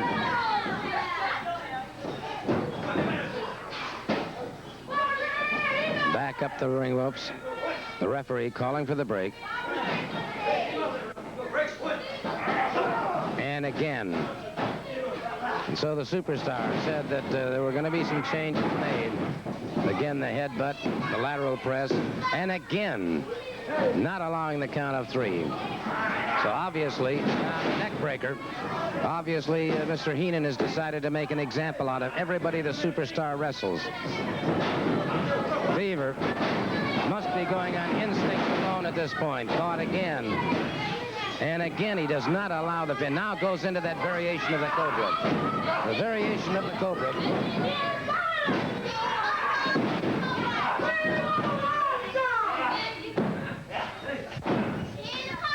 He has that variation of the Cobra, and once that's applied, it is all over. It is all over. The Superstar continues to hold it. Bobby Heenan lighting his victory cigar, and there his hand being raised in victory as a Superstar. And Fever, all but totally unconscious, groggily rolls up to his knees, being attended to by the referee. And so you see once again the devastating fury of the Superstar. He returned and said that changes were going to be made. He's made his statements, and obviously he intends to keep those situations going just as quickly as he can. Of course, obviously very upset and irate over the fact that Ole Anderson has had a change in philosophy and has joined the forces of such men as Bob Armstrong and Tony Atlas. An interesting situation. And, well, I was hoping that possibly we might be able to talk to Ole Anderson again. He's, as I said, did have his change of heart, a change of philosophy. And I did want to carry on a bit of conversation with him. I do see Wahoo McDaniel coming this way and Tony Atlas. We'll chat with them if we may. And, well, Tony, the superstar is back. Well, you know, the superstar, he been on tour and everything, and now he's back here in the area, and he think he gonna come in and just run over top of a lot of people. But we got news for him. He come to this era, we gonna have a lot of competition for him, and he ain't gonna run over nobody. Well, you know, he has been gone. He told a lot of people he eliminated me, hurt me, got rid of me. Well, I want you to see that I'm healthy, I'm back, superstar, you're back, and that's just one reason that I'm back here. Well, I'll tell you what, Ole Anderson, this coming Friday night, the Atlanta City Auditorium, again, a strange situation, but you're going to have some great partners. Well, I'll tell you what, you know, Wahoo and Tony both talked about it a second ago, and they were saying, well, now that you're on our side, we're glad to have you, but I want to give you the assurance, you, Tony, and you, Wahoo, I've given my word. And, you know, my word has always been my bond. And Friday night, I'm giving you my word. I'm on your side. The three of us, we've got one thing to do. And that's get rid of Superstar. That's to get rid of Mr. Ladd. And that's to run that Bobby Heenan right out of town. Well, I would say at this point in time, as frustrated as Mr. Heenan is, that's going to be quite a chore to perform, but it looks like it could happen. I don't think so. They know what I wrestle like. We know how big Tony is, Mr. America, and we all know what Wahoo's like. Wahoo doesn't stay down for anybody, and I think the three of us can do it. Right, Wahoo? Well, let me tell you something. You see those scars on his head? You see them on mine. I gave him scars. He gave me scars. Well, let me tell you something. Come Friday night, Heenan, Superstar, Ladd, get ready. I guarantee you, we're going to run right through you, over you, and you're going to be laying there when the smoke clears, and I just hope that y'all will be able to get up and get back to the dressing room. Find out from philosophy. I think everybody would agree that one of the most awe-inspiring figures when he steps into that squared circle to wrestle is this gentleman to my left from Port Tampa, Florida, Sterling Golden.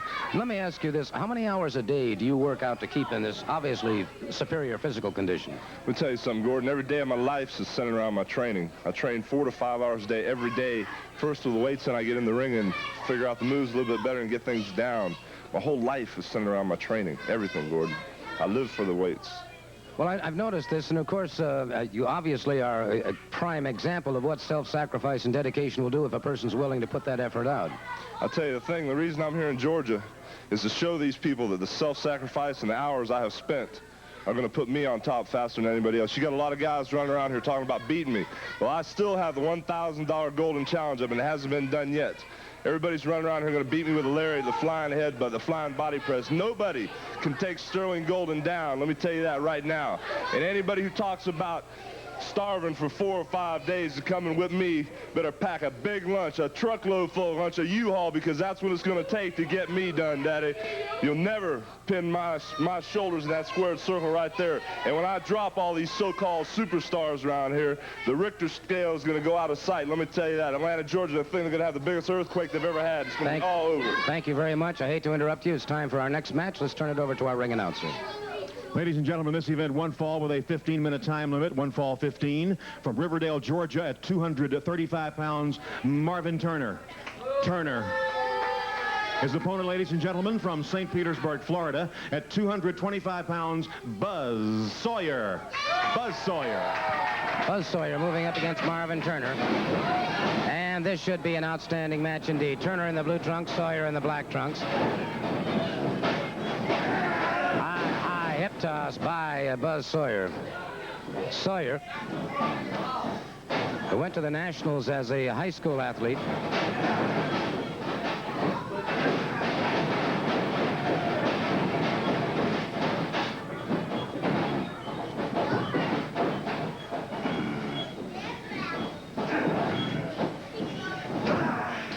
It's Sawyer trapping that arm.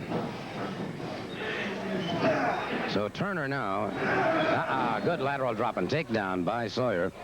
Into the ropes, however. Good clean break.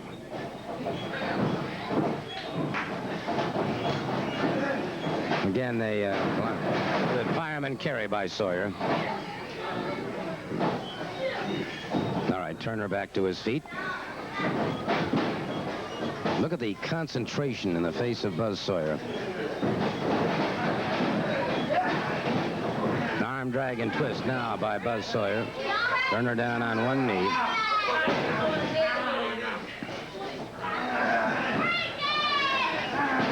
Now Sawyer putting the pressure on the deltoid. Step over into a takedown once again. And so Sawyer, keeping the arm tied, down across it. Excellent match thus far between these two. Both of these men exponents of the scientific method of wrestling.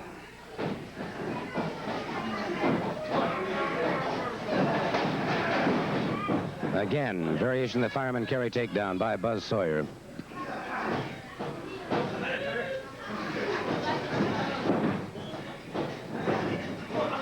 Into those ropes. All right, the referee again calls for a break, and again a good clean break. Good display of sportsmanship on the part of both of these athletes. Sawyer trying to come inside of that side headlock now. Got that arm moved inside. This blocks Turner from a possibility of a hip lock takedown. Tried to fire off, and it was Sawyer with a fine move. Variation of a drop toe hold that took Turner to the canvas. Into a crotch roll now. Trying to get those into the ropes, apparently, and so the referee again calls for the break. Sawyer. Tremendous versatility. Side headlock by Sawyer. Into a hip lock takedown.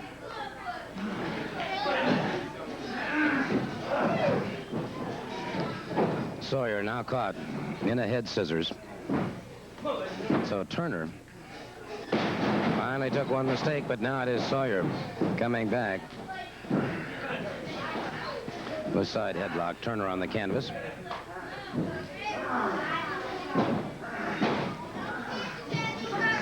You may be able to hear the explosive sounds of these wrestlers as they fight for air.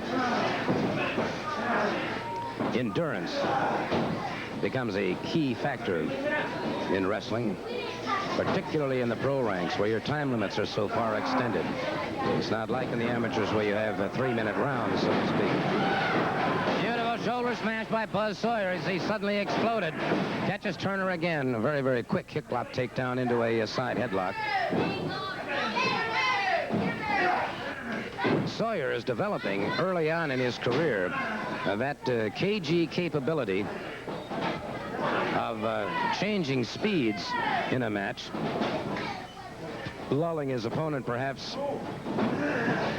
into a little false security, and then suddenly exploding like a bomb. Sawyer charged in, hit his shoulder on that turnbuckle. Reversal. Brought him up, power slam. Well executed power slam. And if I can, I'll try and... I don't believe I'm going to be able to. I wanted to try and catch Buzz Sawyer and talk to him about that. But there you saw an example of what I'm talking about in wrestling and the difficulties of it. But there he was, moving along suddenly, moved into an excellent power slam, changed his gait and speed, and scored very effectively a pinfall. And now, here's a very important... Ladies and gentlemen, this tag team event, one fall with television time remaining. One fall with TV time left on the clock. From Atlanta at 215 pounds, introducing Gerald Finley. Gerald Finley. His partner, ladies and gentlemen, from Mobile, Alabama at 225 pounds, Ricky Fields. Ricky Fields. Their opponents, the European Tag Team Champions from Macedonia at 240 pounds, Chris Markoff. Chris Markoff. His partner from France at 238 pounds, Jacques Goulet. Jacques Goulet. Okay, Jacques Goulet and Chris Markoff, the European Tag Team Champions, moving out against Ricky Fields and Finley Owen. It's going to be interesting to see how this match turns out. Fields, a very bright, intuitive young wrestler, extremely fast. Caught with a high hip toss by Jacques Goulet. And Fields, smarting a bit from that, comes up, closes in again. A high hip toss in retaliation, moves in on Jacques Goulet. Side headlock, comes off of that, a good shoulder smash, puts Goulet down. Fields up and over his man once again.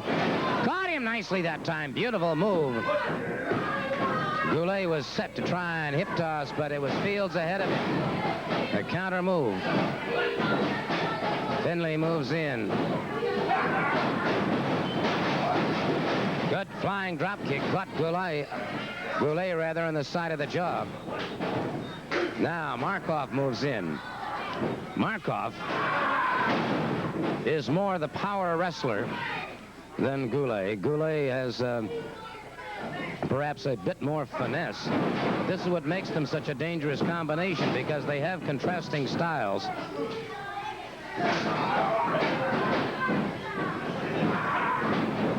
Markov wasting no time in taking Finley to the canvas. Finley with a good head scissors, however. Markov breaks it up. Back on their feet.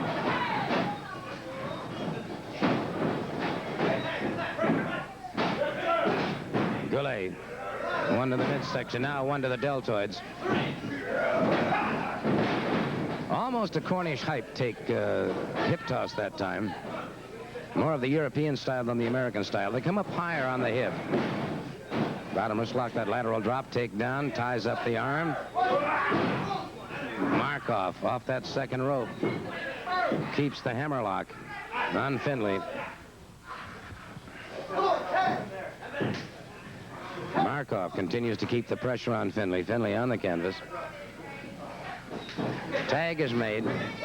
And now it might be their strategy to try and keep Finley tied up in their corner.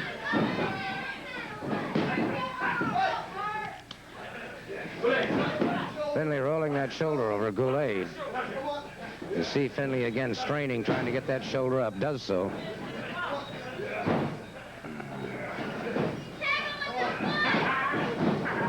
Good move by Finley. Up and over, makes his tag, and it's Ricky Fields back in the ring. And Fields at Goulet very quickly tags up with Markov. Fields not aware of that tag, caught from behind by Markov.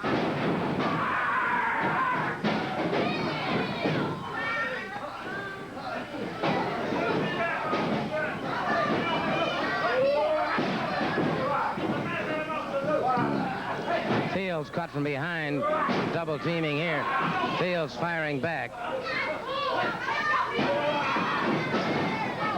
Fields into that far turnbuckle.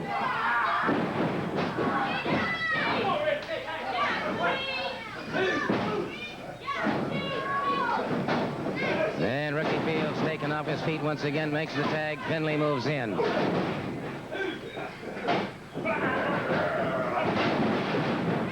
So Finley caught with a full body slam. Jacques Goulet keeping him tied up. Markov comes down under that arm again. And Markov wrist locking him.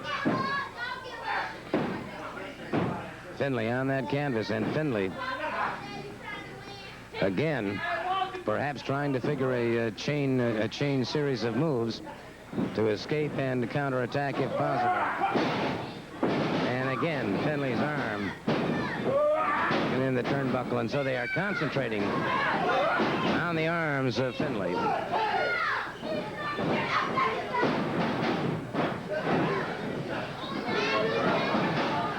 Goulet brings him up, a standing fireman carry. Crashes down on that shoulder again.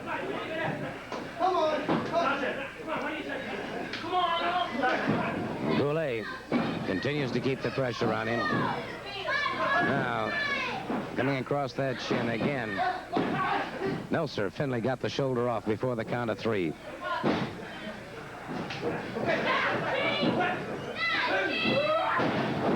Again, Markov. Riding up on Finley.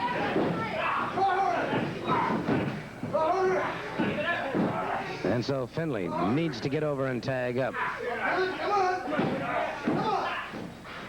Markov puts more and more pressure on, and Finley's shoulders and arms have to be giving him a considerable amount of pain at this time. He's taken a lot of punishment in the shoulder area.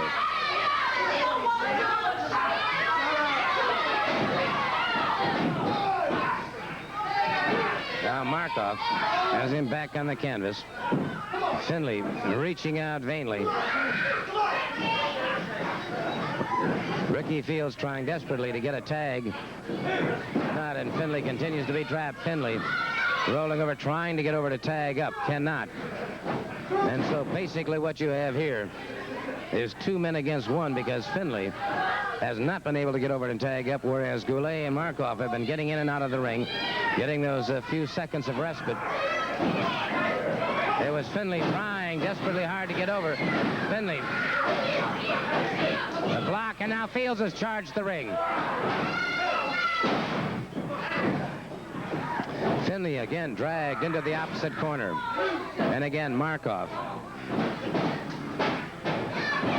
Now, with a step over, barring the arm. That's what I call wrestling. And how much more pain Finley can stand, I just don't know.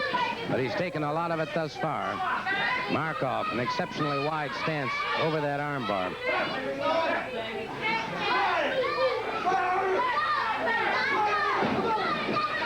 Ricky Fields continues to shout encouragement. The tag is made again with Goulet and Markov, and again they go after that shoulder.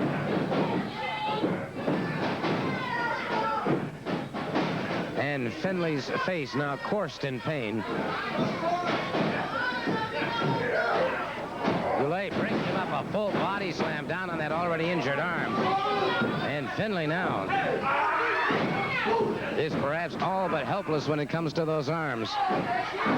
It's going to take some great second effort. Again, Markov down on his arms. And Finley. I will say one thing, Finley is not conceding. With all of the punishment that he's taking, he is not conceding. He has not conceded. Finley fires to the midsection.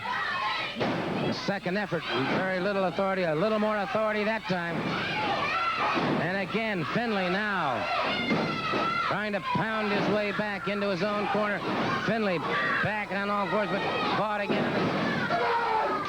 And Finley trying gamely to get back over to that corner. Great second effort. It just wasn't enough.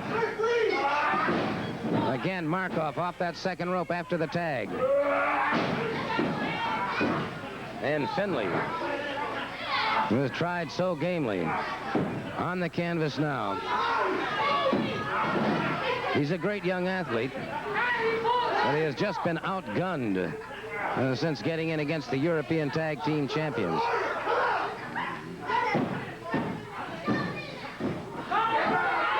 It's not a question here of conditioning. I think that they're all four greatly conditioned athletes.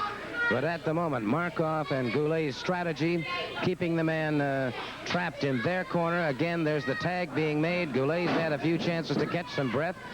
Moves back in against Finley, has had no chance whatsoever. Into the turnbuckle. Back down into it. And it is Finley on top. And a lateral press, and Finley again. Gamely trying to get to his feet. Again, Markov, having made the tag, moves in, and Finley.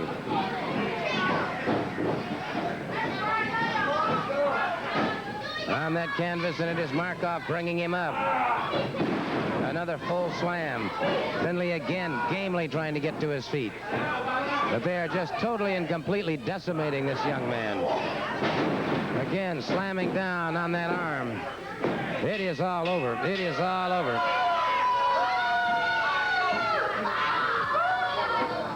It became then an obvious situation. It was not would they defeat him. It was a question of just when would they defeat him. And so Mr. Markov and Mr. Goulet, and passing in front of the camera right now is Mr. Austin Idol. The Gaga. You know, it was exactly 10 days ago when the Heartthrob was in the Cow Palace in San Francisco, and 16,780 people were standing on their feet, clapping their hands and shouting and screaming, "Go Austin, go! Go Austin, go!" And I defeated the local bum there in about 12 minutes, darling. And as I left to get in my limousine outside in the parking lot, I had a girl, matter of fact, there was about 150 of them, but one of them managed to break through the security, and she rushed over to me and she says, "Austin Idol, you truly are the greatest of all time. You truly do wear the prettiest boots of everybody else. You truly do wear the prettiest tights of all the rest. You truly do wear the most beautiful robes of all the rest. And yes, you truly are the prettiest of all the rest. And you truly are the most intelligent of all the rest, and you truly are the sexiest of all the rest, and you truly do make the most money of all the rest. And darling, for all of you, you know, a lot of people say, what are the 3 ingredients to make Austin Idol Austin Idol? And for you, for those who did not see the interview that Playboy magazine had with Farrah Fawcett, she said it all in 3 words. Austin Idol is not only a great lover, darling, but he is also rich, sexy, and mean. And darling, just to go with all that too, there's one more thing. I have got the greatest hold, the most devastating hold of all the rest. Who won the world's title? What hold did Jack Briscoe use when he won the world's title? Well, it was a figure 4. What hold did Buddy Rogers win? What did he use when he won the world's title? What hold has Eddie Graham and Mike Graham used for years? So successful, the figure 4, exactly. And Austin Idol can use it better than all the rest, darling. The Las Vegas leg lock is here for the Georgia title and the TV title, and it's all coming soon. 242 Well, I do hate to cut short this tremendous interview, but until next week, so long. This has been Georgia Championship Wrestling.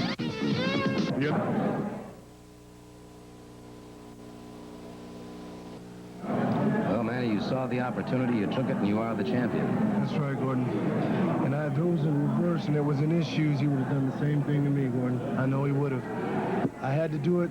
I felt right to do it. I don't feel guilty. I feel good because this is the people's belt, and this is the people's championship, and I'm the people's champion. I'm going to keep it full. Thank you so very much, and we'll be back in just a moment. Well, there's Manny Fernandez, the Florida heavyweight champion, in the ring now, along with the ring announcer and Frenchie Bernard, the referee, waiting now for Killer Khan and Masawa Tori to appear at ringside. Manny Fernandez in really an unprecedented situation here to defend the Florida heavyweight championship on television. Now, wait a minute. Wait just a moment now. Terry Funk just came in. Wait a minute. Terry Funk came in, obviously. Wait 1 minute. To Manny Fernandez. I asked Killer Khan and Hattori to stay out of the ring. I just want to have a personal conversation. Just step out of the ring. Get out of the ring. This is a personal conversation. Now, Fernandez, come here. Come on up here because I want to talk to you for 1 minute. I want you to know something. First of all, you embarrassed me, Fernandez, when you won the Florida State Championship from me because you never paid the price. But more than that is your comments that you made about Dusty Rhodes. You made some comments earlier. You said that Dusty Rhodes was a better athlete than I am. Now, that is a lie. Is it or is it not, Fernandez? I want you to admit that it's a lie. It's the truth as much as I know it, Terry Funk. How would you like it, Fernandez, if I told the people that you went ahead and you spent half your life in a reformatory for robbing 7-Eleven stores? That's How would a you? lie. That is a lie. Well, you see how it makes you feel? You see how it makes you feel? Now go ahead and tell the people the truth. Tell them the truth, Fernandez. I told them the truth.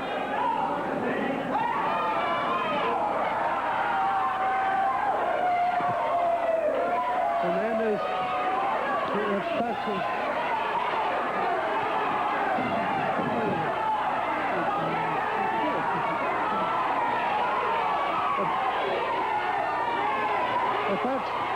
if that's the way you want it, Manny, if that's the way you want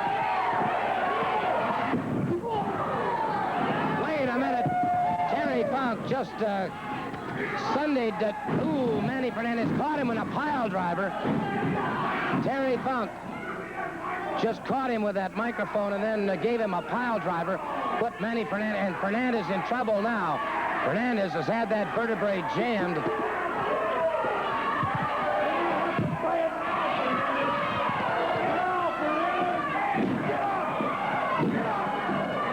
Funk beat him. Say you're a liar!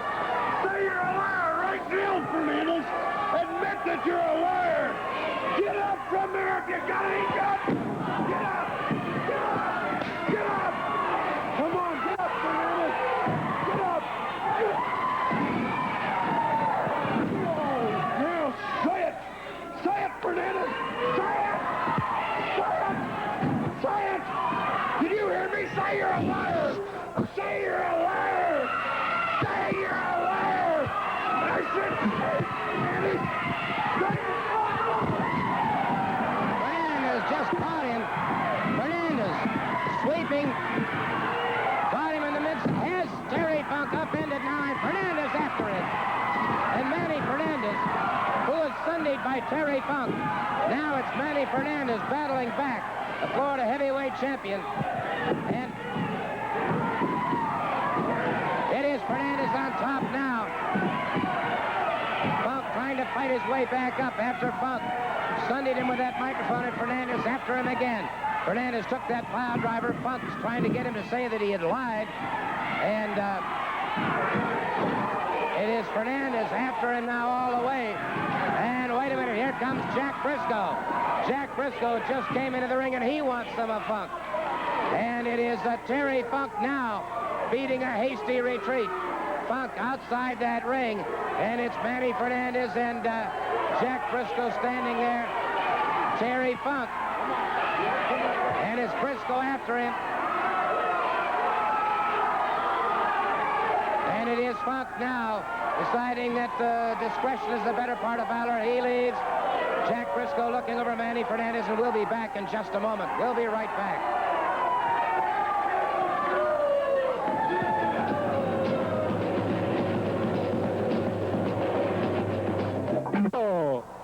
His opponent from Germany, weighing in at 242 pounds, the Gestapo.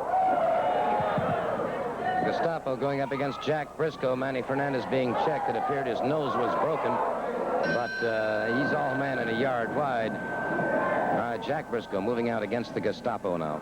One fall, 10-minute time limit. Briscoe in the blue trunks. Former world heavyweight champion out of Oklahoma State. Twice NCAA champion. Beautiful waist drag takedown. Back into the ropes. The referee calls for the break. Briscoe circles, moves in. Duck under, go behind by the Gestapo. Tried for a takedown. Beautiful reversal by Briscoe. Beautiful reverse. Nice ride. Posting that arm. Now Briscoe going for the far leg. Except far leg. Tries to get the Gestapo over on both shoulders. Has him in a predicament here with one shoulder on the canvas. Briscoe keeping that leg tied up.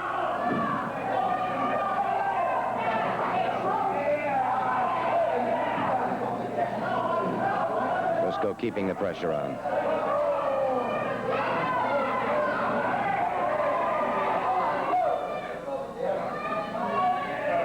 It's now the Gestapo trying to hook the head. Now goes for the hair and breaks it up. Chin lock on Jack Briscoe. Briscoe back to his feet. They're off into those ropes. Briscoe fires him off, drops to the canvas. Gestapo up. Drop toe hold by Jack Briscoe. Brought his man back to the canvas.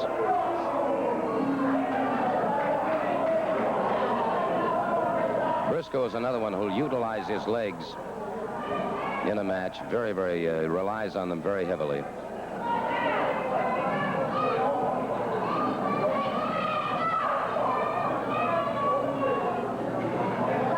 Rear face now on the Gestapo. Meanwhile, Briscoe keeping a crotch right on that one leg.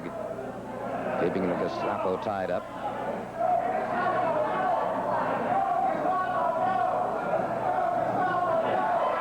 Well, Briscoe maintaining the pressure of the Gestapo. That's the way he had that forearm coming across the eyes, now under the nose. That'll drive that cartilage back up toward the prefrontal lobe. Gestapo breaks it up momentarily. And Gestapo catches Briscoe in the throat, using a thrust to the throat. It looked like the extended fingers.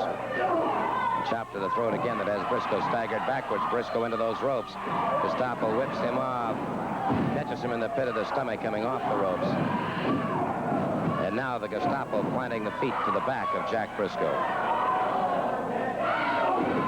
Catches him under the jaw that time alongside, brings him up. full body slam on Jack Briscoe. Gestapo goes charging up, drops that knee, but it was Briscoe out of the way just in time. And now Jack Briscoe punishing those femoris muscles. Briscoe steps in. It's broken up by the Gestapo. Briscoe back to the canvas. The Gestapo coming up rather slowly. That left leg giving him some problems. The Gestapo comes charging again. Briscoe caught him with the knees coming in.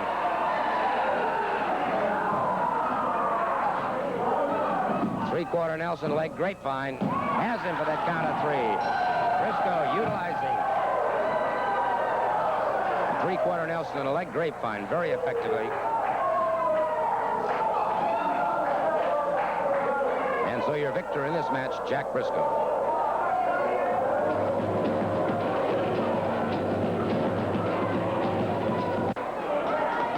This match is for one fall with a 10-minute time limit. Introducing from Charlottesville, Virginia, weighing 240 pounds, Steve Travis. His partner from Mexico, weighing 234 pounds, Raul Mata.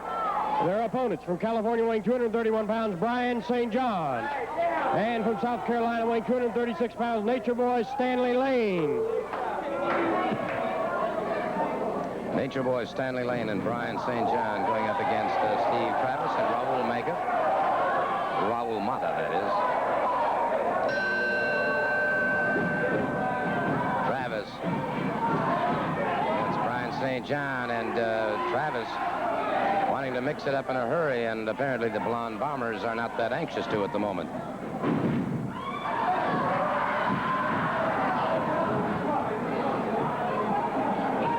Again, Brian St. John back in the corner with Nature Boy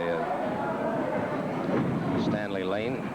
Travis sweeping toward those ankles, backouts by Brian St. John. Good move by Travis. Fireman carry takedown on Brian St. John.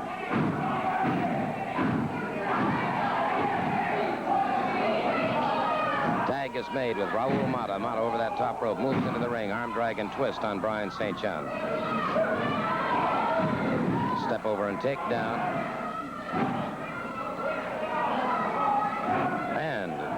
Excellent teamwork between Raul Mata and Steve Travis thus far. Brian St. John coming across the forehead of Raul Mata. Mata moves back in, collar and elbow. St. John using the elbow.